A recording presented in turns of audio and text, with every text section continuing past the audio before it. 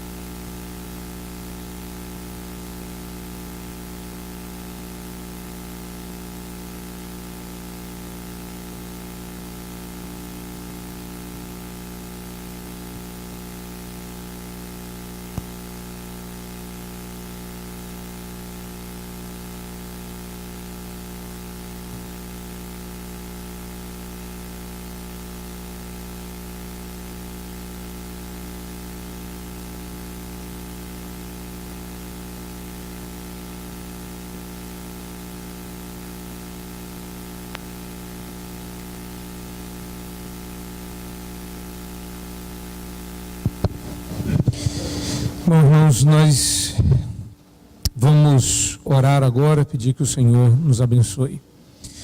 Deus amado, nós reconhecemos a Tua onipotência, a Tua soberania, e ao mesmo tempo o Teu cuidado sobre todos nós, revelados na Tua palavra, e pedimos que o Senhor nos abençoe no bom entendimento das verdades que nós vamos estudar nesta tarde. Nós oramos em nome de Jesus. Amém. Bom, meus irmãos, esta aula que nós vamos ter hoje, ainda seguindo uma parte do nosso propósito, estamos preparando o material de junho, mas essa é uma parte do que eu falei no encontro da fé reformada que eu fui preletor. Eles, em determinado momento, me pediram para interromper o curso das palestras e falar sobre culto. Eu tinha ido para falar sobre os 5 pontos do calvinismo no aconselhamento, e estava vendo uma celeuma, algum problema na área de culto que eu não estava percebendo, e aí eles pediram para que se eu pudesse preparar. Então eu juntei algum material que eu tinha com outro e saiu uma ideia interessante. E aí, reunidos aqui estão alguns bons princípios para nós a respeito de culto. Então, uma das dificuldades que as pessoas revelam hoje é entender o que é o culto e para que ele serve. Daí a multiplicidade de liturgias presentes no nosso país, na nossa igreja e na nossa cabeça. E por conta disso fica uma confusão, e eu quero dar alguns princípios gerais A gente vai passar por culto, entrar em liturgia, cair em música. Porque no final, sempre, essa era a minha tese e a minha experiência lá em outros lugares. Alguns daqui já me acompanharam falando sobre o Salmo 150 em outros lugares, em outras igrejas. A minha experiência pessoal, pode não ser grande coisa, mas é só o que eu tenho, é de que no final das contas, o problema litúrgico sempre diz respeito à música. Mas eu acredito que música deve ser o último assunto da pauta culto e liturgia, porque ela não é a causa, mas o efeito dos problemas. A culpa não é da música. Música é um reflexo direto da nossa teologia, como o nosso culto também é. Então, nós vamos começar aí com uma citação feita por... essa citação eu estou citando de um livro do John MacArthur Jr. E ele diz assim: muitas pessoas acreditam que Deus aceitará qualquer coisa oferecida por adoradores bem intencionados. Então, só para você se lembrar, porque eu escolhi falar também sobre isso. Nós temos ouvido desde sexta até agora, ouvimos na sexta-feira, quem esteve presente, reverendo Alfredo falar de Uzá, quando estendeu a mão à arca e a tocou, e Deus o matou ali, o fulminou ali. Um detalhe que é interessante você notar da narrativa desse texto, lá no livro dos Reis, é que Deus chamou aquilo de irreverência. E o matou ali por esta irreverência. E eu sempre ilustro essa situação, mostrando que Uzá era muito mais bem intencionado do que nós. Você está num carro novo. A Bíblia é clara ao dizer que Davi separou o que havia de melhor e pegou um carro zero para pegar a arca e levar daquela cidadezinha na beira da estrada até Jerusalém. Mas o carro zero da época de Davi não é igual o nosso carro zero, que o amortecedor vem fofinho. O carro zero da época de Davi vinha duro. E ele era amortecido à medida do uso. Então você está naquele terreno íngreme, num carro duro ainda, sendo puxado, uma série de dificuldades de manobrar um carro desse, e a arca, só a arca do Senhor está aqui atrás. Só tem a presença de Deus aqui atrás. Ó. E de repente ela vai cair. Os bois tropicaram, como diz o texto, deram uma vacilada, a arca está escorregando e vai cair no chão. Ela é feita toda de ouro. Ela é limpa e límpida, tão bonita que dá para você se ver como num espelho. Aquele negócio vai cair no chão. Ali dentro estão as tábuas da lei, a vara de Arão, o maná, e sobre ela se invoca a presença de Deus. A minha pergunta é: você vendo a arca cair, o que é que você faria? O que eu faria? Eu faria muito pior do que Uzá. Eu me lançaria sobre a arca com as duas mãos e seguraria e desejaria ser tido por herói. Eu livrei a arca de cair no chão. Mas Deus o matou ali por essa irreverência. E a minha pergunta é: Uzá não era um homem bem intencionado? Uzá não tinha a melhor de todas as intenções? Porque Deus chama de irreverência e mais, o mata. Você achou que Acã tinha sofrido porque morreu ele e sua família. Uzá, o mais bem intencionado moço de toda a história, morreu fulminado porque Deus chamou de irreverência. E diz a Bíblia que Davi temeu ao Senhor. Davi era rei e sabia muito bem, se fosse qualquer outro rei, mas era Davi, e sabia muito bem que a arca não podia ser tocada por mãos humanas, estava na lei. E que a arca devia ser carregada por meio de varais, também feitos de ouro, muito provavelmente no canto da carroça. Aqueles varais eram passados por entre as argolas, de modo que nunca um ser humano tocasse a arca. O único que tocou a arca e sabia como era, morreu. Vou usar.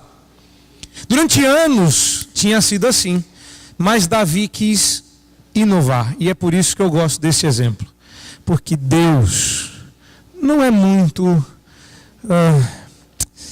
aberto a inovações nas coisas que dizem respeito ao culto. Davi tentou inovar. Davi pegou o que havia de mais moderno, que era um carro novo, o que havia de mais esplêndido, e Deus não aceitou. Não aceitou a ideia de Davi, não aceitou as intenções de usar. E quando a arca finalmente veio para Jerusalém, veio a pé, nos varais, no ombro de sacerdotes, do jeitinho que prescrevia a lei. Então, quando o John MacArthur diz um negócio desse, ele não é maluco, ele não é doido, ele está certo. Muitas pessoas, repito, acreditam que Deus aceitará qualquer coisa oferecida por adoradores bem intencionados. Está claro, porém, que a sinceridade não é prova de um culto verdadeiro. Isso é chocante, porque se você parar para pensar, e esse é o argumento do eu não estou com o coração aqui, isso é o argumento de entregar folheto no carnaval, né? Isso é o argumento de estou na danceteria, mas meu coração está na igreja. Isso é o argumento do Deus aceita meu culto porque eu sou sincero. Deveria ser chocante nós nos lembrarmos de que sinceridade não é prova de um culto verdadeiro. Qualquer culto anormal ou elaborado por conta própria são totalmente inaceitáveis para Deus. Com o que eu concordo, mas talvez alguém teme e acredite que John MacArthur está sendo um pouquinho duro. Então, o que eu faço? Eu acho que o John MacArthur é uma boa autoridade, mas não é uma autoridade do tipo confissão de fé. Aí o que eu faço? Eu cito a confissão. E olha o que a confissão de fé diz. Mas o modo aceitável de adorar o verdadeiro Deus é instituído por Ele mesmo e tão limitado pela sua própria vontade revelada, que não deve ser adorado segundo as imaginações ou invenções dos homens ou sugestões de Satanás, nem sob qualquer representação visível ou de qualquer outro modo não prescrito nas Santas Escrituras. Agora não dá para discordar, se trata só do símbolo de fé da nossa igreja. Então o que nós cremos? Todo mundo aqui crê. Todo mundo aqui crê nisso. Se de repente você descobrir que não crê, você está na igreja errada. Bem-vindos à igreja presbiteriana, que nós confessamos a confissão de fé de Westminster, muito prazer. Essa confissão de fé é um trechinho dela, quando fala sobre o culto, em determinado momento, se não me engano no parágrafo 2 ou 3, não, no parágrafo 1 ou 2, diz o seguinte: mas o modo aceitável de adorar a Deus, o Deus verdadeiro, é instituído por Ele mesmo e limitado à sua própria vontade, e não deve ser adorado por qualquer outra forma, por mais bem intencionada que ela seja. Na minha humilde concepção, se nós estivéssemos no Antigo Testamento e os cultos que nós fazemos hoje por aí, não estou falando nós aqui, mas os cultos que os evangélicos têm feito hoje, mas o que tinha de pilhas de usar, amontoadas pelas igrejas, não ia dar assim para contar. Deus não aceita. Mas pior do que Deus não tomar uma atitude desse tipo, é sabermos que estamos fazendo algo totalmente à toa, não estamos fazendo nada que Deus aceite. Termino essa série de citações com o pastor Hermes Maia. Tá? O calvinismo, com sua ênfase na centralidade das Escrituras, é mais do que um sistema teológico, é sobretudo uma maneira teocêntrica de ver, interpretar e atuar na história. Eu não entendi, porque não fala de culto. Não precisa. Se você esteve aqui nos últimos 2 dias, você não precisa que essa citação fale de culto. Porque ela não precisa falar de culto, ela está falando de cosmovisão. Não pegaram ainda? O calvinismo é uma cosmovisão, ou seja, uma maneira teocêntrica de ver, interpretar e atuar na história. O que é uma cosmovisão? É uma lente com a qual você vê, interpreta e atua na história. E o calvinismo tem qual diferencial? Centralidade das Escrituras. Faça um raciocínio lógico aqui. Se o calvinismo fala de centralidade das Escrituras para a vida, logo o culto vai ter sua centralidade nas Escrituras. Estamos todo mundo na carroça ainda? Ninguém ficou para trás? Podemos prosseguir? Ok. Agora o que você vai ler aí já não é uma citação, esse texto aí já é meu, não é? Não sei se dá para você enxergar, se não der, preste bastante atenção. No primeiro parágrafo eu digo o seguinte: o entendimento errôneo dos conceitos acerca da liturgia e do culto tem aberto brechas para a entrada de corpos estranhos no culto presbiteriano reformado. Então sim, tem coisa estranha acontecendo no nosso culto, porque abrimos o nosso entendimento sobre liturgia e sobre culto, e isso possibilitou a entrada de um negócio que não tem a ver com a nossa história. Então, no segundo parágrafo eu digo, seria então importante tratar de liturgia? Pergunto. Talvez não, se não fosse por este motivo, que muitas igrejas se dividem, que pessoas abandonam as igrejas tradicionais e que se abandona a autoridade das Escrituras. Esse texto que você está lendo aí é o segundo parágrafo da minha monografia sobre liturgia. Esse texto é meu, eu escrevi e me submeti à prova. Qual é a minha tese? Essa. Liturgia é um assunto de só menos importância? Não seria. Se não fosse esse o motivo de gente sair da igreja, vai dizer que você não conhece ninguém que saiu de uma igreja na vida por motivos litúrgicos. Se é que você não veio parar aqui por isso. Que igreja divide? Quem não conhece uma história de uma igreja que dividiu porque chegou uma tarde de bateria? Ninguém conhece uma história dessa? Nunca ouviu falar? Sim ou não? Né? Então, e liturgia, e bateria na liturgia? Vai dizer que é pregação, não é? Não é? As pessoas abandonam a autoridade das Escrituras. A Bíblia diz isso. Mas eu não gosto. Mas eu prefiro aquela outra igreja que faz assim. Então, as Escrituras não agradam todos os gostos pessoais. Que se abre uma nova igreja, que se funda outra nova denominação. Esses são os motivos, todos eles litúrgicos. Muito embora seja um problema que nos aflige e perturba, muito pouco se tem falado acerca desse assunto. Então, pessoas sofrem por conta disso, igrejas sofrem por conta disso, e nós falamos pouco sobre este assunto. Então, a minha pergunta é, o que é, afinal, liturgia? Está ali, são as 3 possíveis traduções dessa palavra. Traduções, exatamente. Porque liturgia, na verdade, não é português. Liturgia é uma palavra grega. Então, se você parar para pensar, você conhece mais de grego do que você imagina.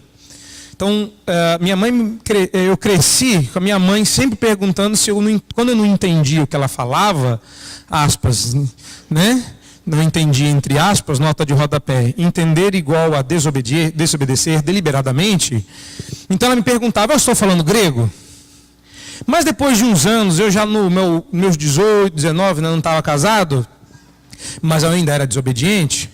Hoje eu desobedeço e minha mãe não sabe, né? E aí ela me perguntou uma vez, se eu estou falando grego? Eu falei, dessa vez, se fosse, eu sabia.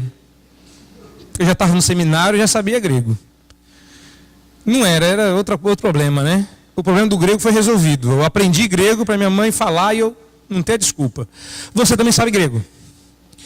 Você sabe grego. Só que você não sabe o que essas palavras em grego significam. Liturgia é grego. Você não sabe ainda, mas eu vou falar em grego e você vai entender em português. Quer ver? Dom de línguas, ó. Lancei. Agora você vai entender aí, ó. Eu vou ler grego. Liturgia. Quem entendeu? Ó, isso é dom de língua, não pode não. É a mesma coisa. Mas o que significa a palavra liturgia? Significa literalmente serviço, trabalho. Nós usamos para culto. Até hoje, em algumas denominações de língua inglesa, você não vai ao culto, você vai ao serviço. porque é o que significa liturgia. Então, liturgia literalmente significa pessoas trabalhando, e não pessoas se divertindo, e não pessoas se entretendo. Quando você vai à igreja e começa um culto e tem uma liturgia, você vai... o quê? Serviço? Não. Se você vai, é o quê? Servir? Lindo. Mas é outra coisa. Você vai trabalhar. Mas eu vou trabalhar? Mas eu não venho aqui para dar uma relaxada, para esquecer do meu serviço? Resposta? Resposta? É duro, né?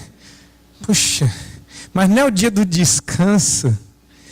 Mas culto significa trabalho. E aí a gente já começa a trabalhar aqueles temas sobre os quais nós vamos nos endereçar nos próximos meses. Um deles, guarda do domingo. Porque afinal de contas, Deus não espera que você fique vagabundeando no domingo, dando vez à preguiça, mas que você mude de trabalho. A ideia é que você sempre trabalha para Deus, e você sempre serve a Deus, e você sempre cultua a Deus. Mas existe uma hora, um dia, em que você vai fazer isso especialmente para Ele. Então você tem um serviço secular, e você tem um serviço divino. Você tem adoração usando as coisas seculares, como o seu trabalho, sua respiração e tudo mais, mas tem um dia que você vai fazer o culto solene. Então, liturgia significa pessoas trabalhando. Isso vai aparecer cerca de 15 vezes no Novo Testamento com essa significação, tá? Então não significa pessoas se divertindo, se alegrando. Liturgia também não é aquele programa impresso que coordena o culto, não é? Não tem liturgia hoje? Tem. Mesmo que você não tenha nada impresso, mesmo que você não tenha um papel, tem liturgia. E liturgia é o que a gente faz, não é o que está lá não é o programa, não é o primeiro texto, o segundo texto, é o que a gente faz, é o ler do texto, é o cantar da música, é o prestar atenção na oração, é o prestar atenção no sermão, é o colocar em prática na vida, e isso é trabalho. Então vir à igreja dá trabalho. Então se você achava que dava trabalho antes, mais ainda, né? Então o que nós podemos dizer no final das contas? Que liturgia é a manifestação pública do encontro de Deus com o seu povo. Quer simplificar? Ir ao culto e ir à liturgia é a mesma coisa. Culto é liturgia. Não há uma dúvida? Tranquilo? Culto é liturgia. Liturgia é culto. Então é redundância. Não chega a ser um pecado, mas revela um pouco de desconhecimento quando você pede a liturgia do culto. Culto é... Qual é o nome do seu nome? É a mesma coisa de perguntar qual é a liturgia do culto. Se é liturgia, é culto. Tá? É redundância. É igual subir para cima, liturgia do culto. Tá? O que é culto? É liturgia? Não. Agora culto é uma palavra um pouquinho mais abrangente que liturgia. Tá? O que literalmente nós fazemos então? Eu podia dizer o que é liturgia aqui e explicar, mas vamos trabalhar com a ideia de culto. Tá? O culto público é um ato religioso através do qual o povo de Deus adora o Senhor, entrando em comunhão com Ele, fazendo-lhe confissão de pecados e buscando pela mediação de Jesus Cristo o perdão, a santificação da vida e o crescimento espiritual. É a ocasião oportuna para a proclamação da mensagem redentora do Evangelho de Cristo e para a doutrinação e congraçamento dos crentes. Não faz tudo isso no culto? Faz tudo isso no culto. Então, lembre-se, crescimento espiritual, santificação, busca do perdão, o usufruir da obra vicária de Cristo, o anúncio do Evangelho, a doutrinação, até o congraçamento dos crentes, tudo isso o culto fornece. O problema é que a gente não acredita que o culto do jeito como Deus manda, do jeitinho que Ele manda, vá providenciar tudo isso que está sendo dito aqui. Então parece que se a gente senta e adora o mesmo Deus cantando a mesma música, eu não estou me congraçando com o meu irmão. Só se eu tiver que parar e passear com ele, dar um abraço nele, pega no joelho dele, proclama sobre a vida dele, profetiza e receba. Não necessariamente. Pode ser tudo isso falsidade, inclusive. Né? Vai, dê um abraço no seu irmão lá no fundo. Você sempre abraçar o seu amigo lá do fundo. E não é uma pessoa com quem você tem dificuldades, com quem você precisa trabalhar, ou com a confrontação. Então, não necessariamente. Tudo isso vai acontecer quando nós obedecermos a Deus. O culto cristão é a dedicação de nós mesmos a Deus, com a aceitação de sua paternidade, soberania e misericórdia, e exultante reconhecimento de sua glória, majestade e graça. O culto cristão é prestado espiritualmente com o auxílio do Espírito Santo, tem Jesus Cristo como o único mediador e baseia-se no conhecimento verdadeiro de Deus. Irmãos, culto só pode ser prestado por crente. Por quê? Porque o culto é oferecido por meio, isso significa de mediador, por meio de Jesus Cristo.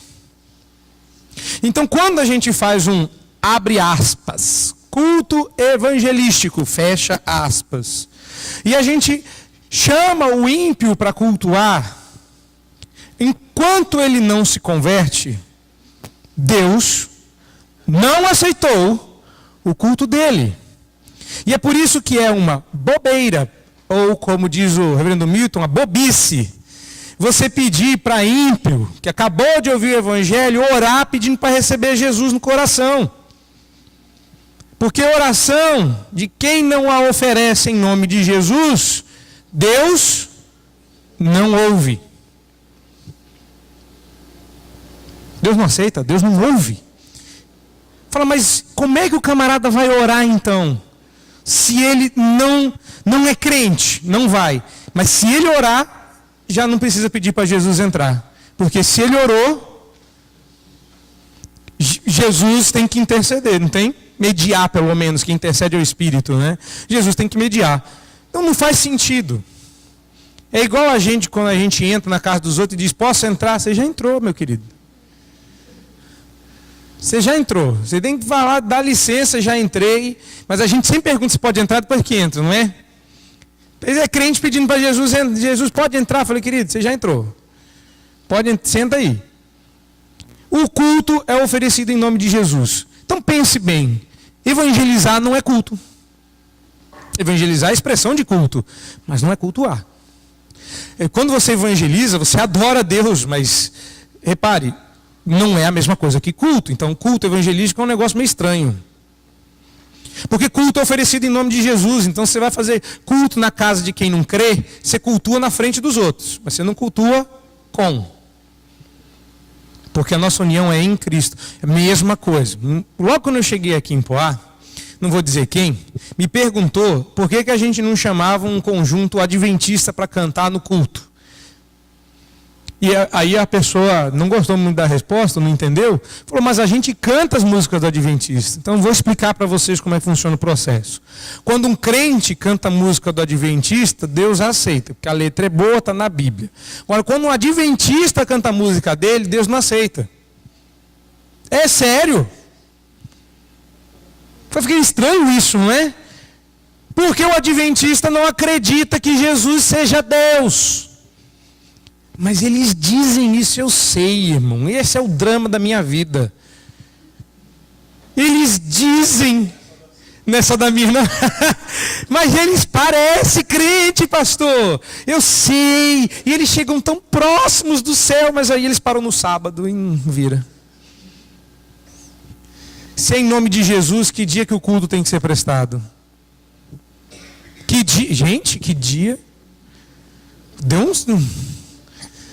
Deu um negócio agora, hein? Vocês sabem que dia que tem que cultuar a Deus, né? Domingo. Me mata de vergonha que tem visita na casa. Ainda bem que vocês estão todo mundo aqui. Domingo.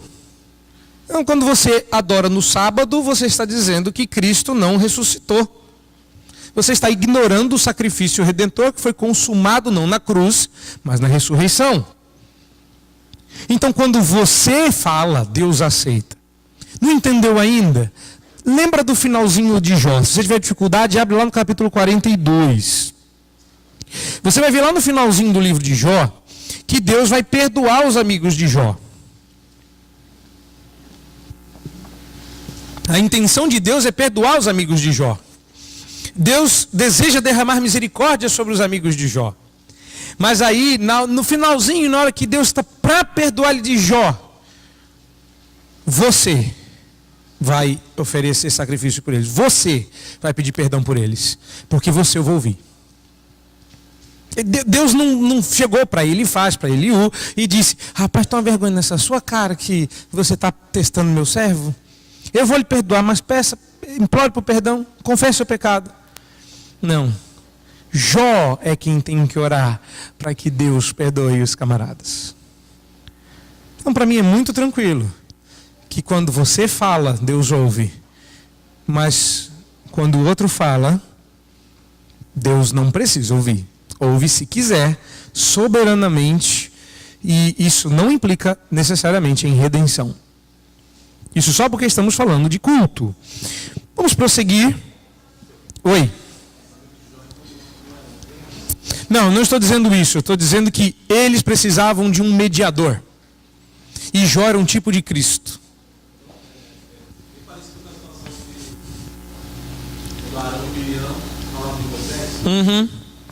Bem parecido mesmo. Sim, bem parecido. Precisavam de um mediador. E o mediador era Moisés. Sem dúvidas. Nada do que fazemos é mais importante do que a adoração. Cultuar é a razão de ser da igreja. Então a igreja está aqui para fazer o quê? Para evangelizar? Não. É legal que eu falo, o povo nem reage, né? A igreja está aqui para fazer ação social? Não. A igreja está aqui para doutrinar? Não. É só o que a gente faz. A igreja está aqui para estudar a Bíblia? Não. Para que a igreja está aqui? Para adorar a Deus. E no processo de adoração, ela tem que evangelizar, porque Deus quer que a gente reúna os eleitos para se curvar diante do Cordeiro antes do fim. Nós queremos adorar a Deus, mas para adorá-lo em espírito e em verdade, precisamos conhecê-lo, e a doutrinação é necessária, portanto, o estudo da palavra. Tudo o que a igreja faz, evangelizar, ação social, nomeie o que você quiser, tudo o que a igreja faz é para servir ao seu propósito de ser uma comunidade adoradora. Adorar é a missão da igreja. Então, adoração é a nossa prioridade. Não vai dar para chegar na questão das músicas. Vamos ter que parar na questão do culto. Então, vamos gastar um tempo para entender isso. O que é que Deus espera de nós? Que nós cultuemos. Repara ali no segundo parágrafo. A adoração é nossa prioridade máxima. Por quê, pastor? Pense. Mas pense um pouquinho. Mas a igreja não tem que fazer ação social? Tem. Claro que tem. Mas um dia não haverão mais pobres entre nós. E nesse dia, se a missão da igreja for servir ao pobre ou assistir o necessitado, quando não houver mais necessitados, quando não vai haver necessitado? Vai eleger alguém novo na presidência? Não. Quando a igreja for para o céu, e nós todos estivermos com Cristo gozando de sua glória e graça, não haverão mais necessitados, nem pobres, nem doentes. Então, hospital presbiteriano, desnecessário no céu. Projeto de assistência social presbiteriano, desnecessário no céu. Porque a missão da igreja é evangelizar. Missões é a veia central, é a horta da igreja. Não é. A igreja precisa fazer alguma coisa agora que ela possa continuar fazendo o resto da eternidade, e esta será a sua identidade. Se a nossa identidade serve só para o que está aqui, Paulo já adianta isso. Se nossa esperança se limita às coisas deste mundo, somos as mais infelizes das igrejas, quando a gente acha que tudo que a igreja tem para fazer está nesse nível. Não está. Qual é a missão da igreja? Evangelizar. Não pode ser. Quem você vai evangelizar no céu? Vai entregar folheta onde? A Dani vai responder, vai dizer onde a gente vai evangelizar. Não, brincando.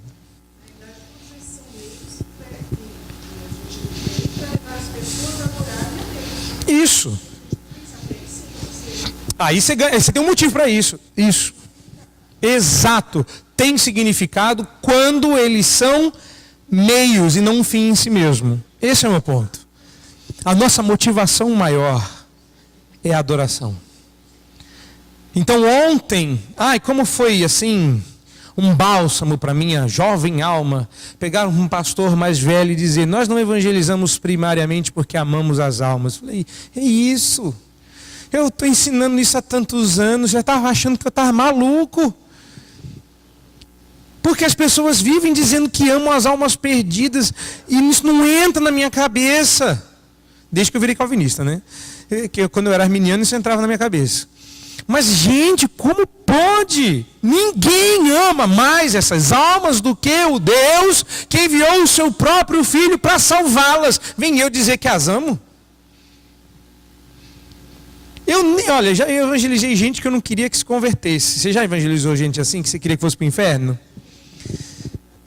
Tem uns que se converteram e você fala: não, Deus, desgraça, passar o resto da eternidade com esse infeliz. Aí você negocia com Deus, né? Senhor, leva ele ou leva eu, né? Mas não. Melhor não. Pode ser que, né? Fazer a proposta é estranha, né? Que vai que Deus leva você e você fala: poxa, Deus, mas era para me levar para o céu, né? Não era para levar para cá. Pense bem nisso. Você não evangeliza porque você ama as pessoas. Você evangeliza porque a sua missão é reunir os eleitos para adorar o Cordeiro. Porque a missão da igreja é a adoração. E quando nós entendemos que o culto é a prioridade máxima, tudo o que a igreja faz passa a ter significado. Passa a ter vida. Passa a ganhar um ar diferente. Então, terminando. Não somente a Bíblia que enfatiza a importância da adoração. A herança presbiteriana reformada faz o mesmo. Mas se a Bíblia só enfatizar, já estava bom, né? Mas o fato é que você faz parte de uma tradição cuja ênfase é em adoração. Olha só que interessante. Você faz parte de uma igreja que historicamente enfatiza a adoração. Muitos historiadores modernos, ou seja, gente que está viva hoje, do período da Reforma, gente que estuda a época da Reforma, tem feito com que a personalidade marcante de Lutero acabe obscurecendo o coração da Reforma suíça e calvinista. Por que isso? Porque Lutero realmente era alguém impressionante em termos de personalidade. Um homem de personalidade firme, um homem que impressiona. A história dele saiu em filme. Ninguém lançou um filme de João Calvino. É um filme sem graça. Um filme de João Calvino é um filme chato. Você vai pegar um homem sentado numa escrivaninha que molha a pena do tinteiro e escreve. Lê a Bíblia e escreve. Molha a tinta. Lê um livro e escreve.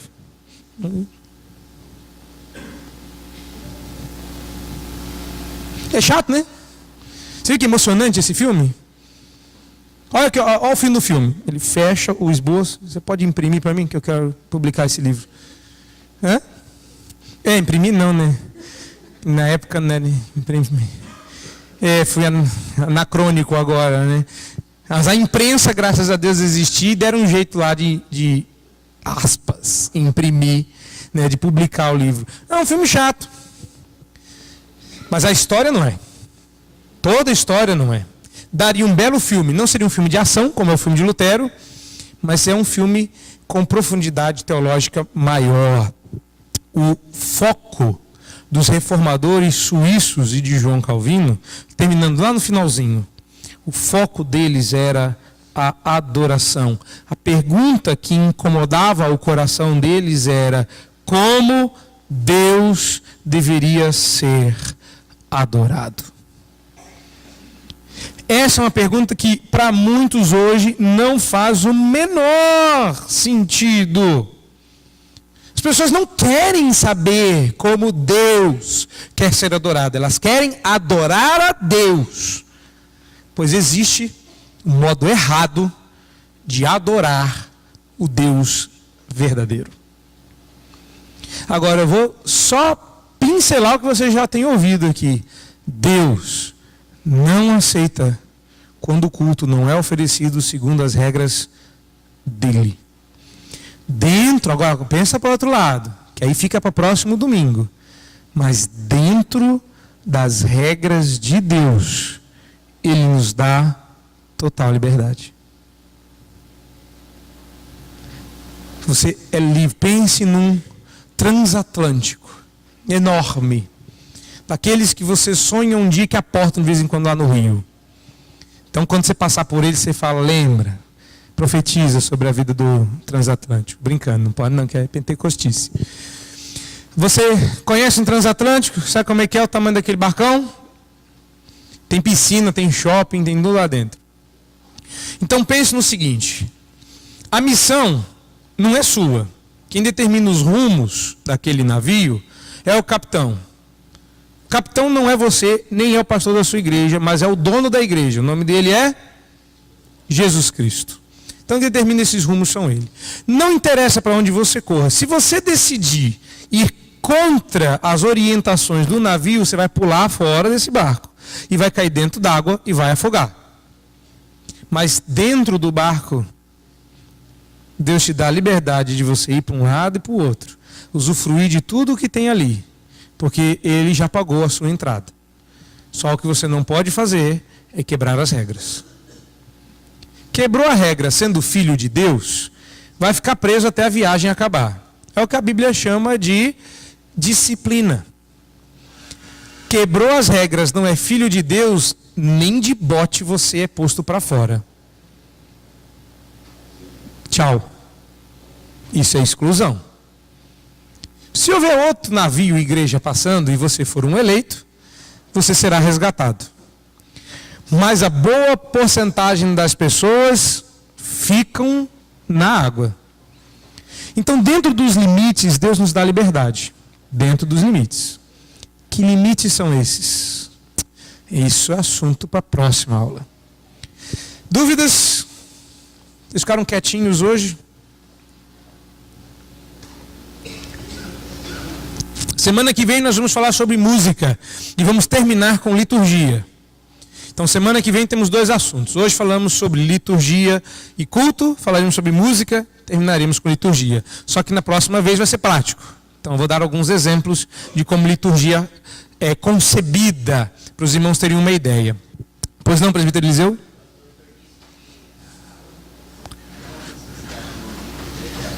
Isso.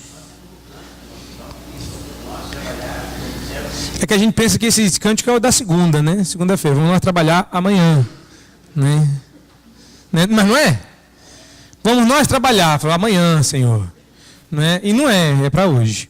Mais alguma dúvida? Bom, irmãos, não temos dúvida, nós vamos encerrar. Você tem alguns poucos... Oh, perdão, não tinha visto aqui. Pois não? Saber se o verso 6 de João 3 pode ser bem encaixado nisso que o senhor está falando. O que é nascido da carne é carne, e o que é nascido do espírito é espírito. Eu acredito que sim, porque o texto está falando do entendimento. Então, quando a gente entende as coisas que Deus fala, isso é o Espírito de Deus iluminando o nosso espírito. Mas a ideia é essa. João está falando de nascer de novo, João 3, não é? É o encontro de Jesus com Nicodemos, está falando de nascer novamente. E ele está explicando, para que você entenda as realidades espirituais, você precisa ser nascido do Espírito. Porque a carne não é do reino dos céus. Então o que é nascido de carne, não passa disso. Mas o que é nascido do Espírito, pertence a ele. Então essa é a ideia. Então, de certa forma, encaixa sim. Sim, exatamente. Exatamente. Por isso que a nossa adoração é em espírito e em verdade. Muito bem. Meus irmãos, vamos orar para encerrar esse nosso momento de aula.